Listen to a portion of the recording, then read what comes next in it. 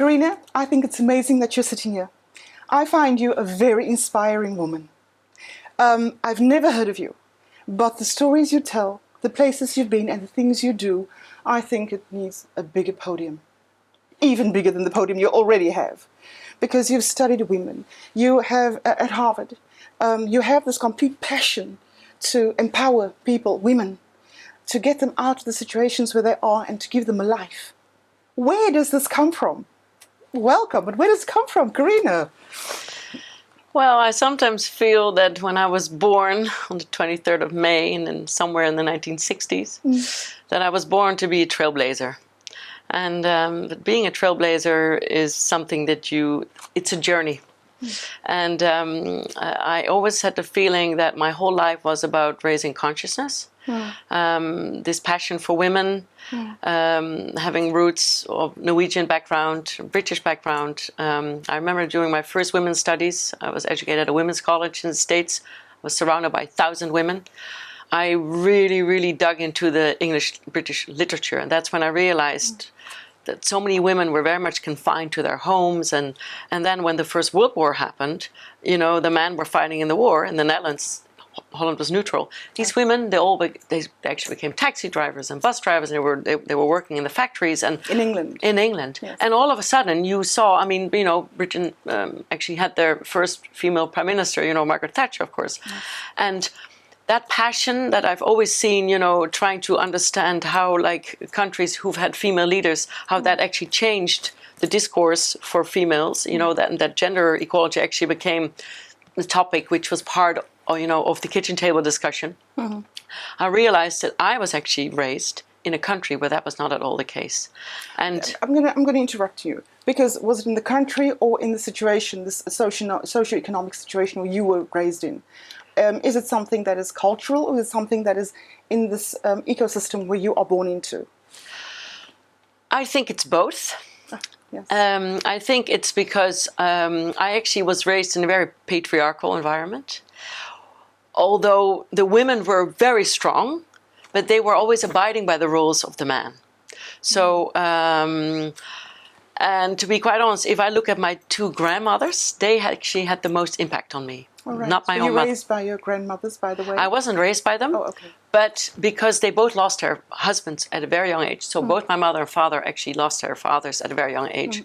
These grandmothers had huge impact on our family. Right. One Saturday evening, the Norwegian grandmother came for dinner, and on Sunday evening, the Dutch grandmother came for dinner. Yes. And they dominated the discussions. But is it because they were given the space? Yeah, they were given the space. Was that the dynamics within the family? They both, I think both my father and mother were very close to their fathers. They were both the oldest. You're right. And so they both lost their sort of protector. So out of loyalty, they always felt that they had, and so they both never moved away from their mothers, whereas their younger brothers and sisters did. Yes. And so that had huge impact on our family. I can imagine. And I think I am named after my Norwegian grandmother, my second name, Siegfried. But I think, personal-wise, I'm very much like my Dutch grandmother. And I always said to her, if you would have lived now, you would have become the president of the National Bank. Oh, that's nice. Yeah, she studied. Yes. She was one of the first women to study economics. But the moment she married, she stopped working. Yeah, that's something that is really Dutch, because I don't know how it works. These things, you get into a country and it works like this, and you just accept that everybody was okay with it, because it's of course something that was very local. Exactly. It wasn't something that was worldwide. No. I have a question, because in our conversation that we had beforehand, you said I'm a very privileged person. Explain privilege to me, Carine, because what is the difference between being privileged and taking the chances that life offers you? I think privilege you can actually explain in two things. First of all, in the opportunities that you're giving, because of financial resources that are there. However, I think I'm also privileged with a curious personality. Yes. Who seizes every opportunity. And I very often get that feedback that people are like, oh my God, don't you ever get tired from everything that you do?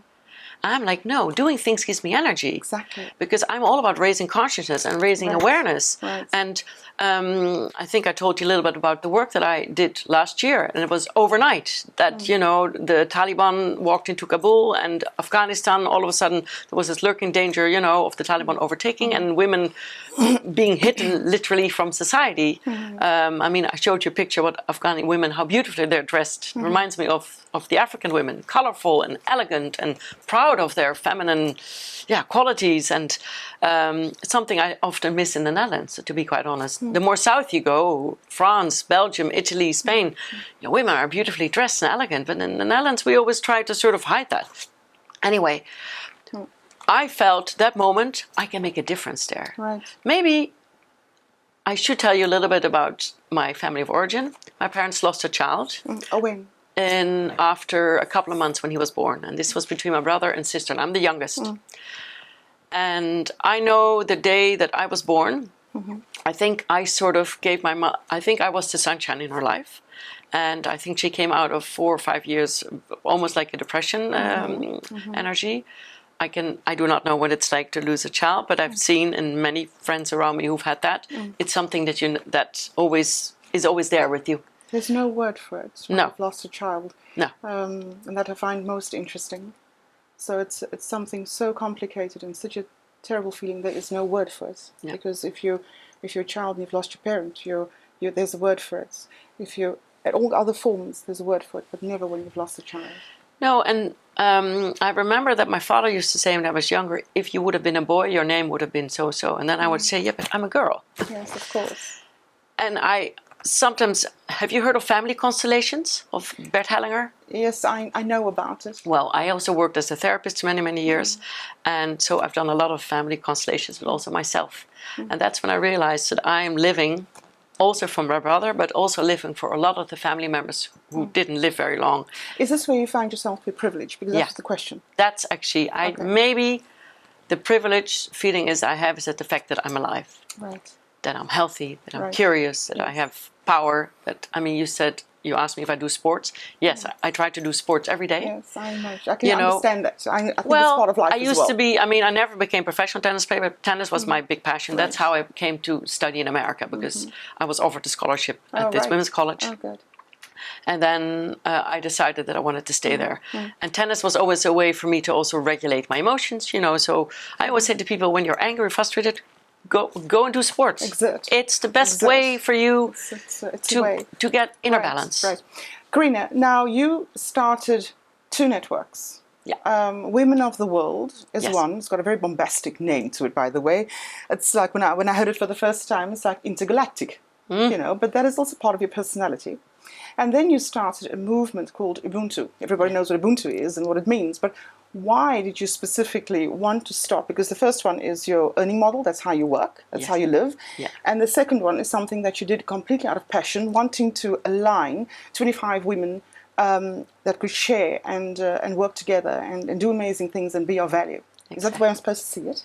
Exactly. Oh, great. Then I've explained it well. No, but I do want to tell you, because I love the way you say the word Ubuntu. Yes, but I'm an African. I know, but that's the way I heard it for the first time. Right, I know. I told you in New York when Desmond Tutu said it, Ubuntu. And then he said, I am because of who you are. And we are a community where, I now feel the shivers again, the goosebumps that I felt that first time. I can imagine. And I realized what I love about Africa, but what I also love about Southern Europe, is that the families are so important, that they often take the grandmothers into the homes, and that often children are taught life lessons from the elderly. Yes. And that's something that we've lost in the northern part of Europe. That's a pity. I must agree with you. That's an enormous pity. And that's why these grandmothers were so important for me, because they taught me both. My Norwegian grandmother about elegance and about how to dress. She was beautifully dressed. And my Dutch grandmother about try to find a voice for your ideas and for what you want to do, because it's important. Because if you stay silent, people will never understand what it is that you want. People can't. Nobody can just assume what you're saying. You have to use the voice, and that is something we're going to be speaking about in the podcast, of course. Also about Ubuntu and also about Women of the World. But for now, I want to say absolutely amazing, because you're so lively. You are so busy and you are so thinking, and I can see you thinking of the next project. You're so vibrant, which is fantastic to see. As I said earlier on, it would be so amazing if just every woman would take this responsibility, who is privileged, because I believe that we all have a privilege, something we can do for the other person. And you've just done such amazing work, and I'm really proud to meet you, and fantastic to have you here. Thank you.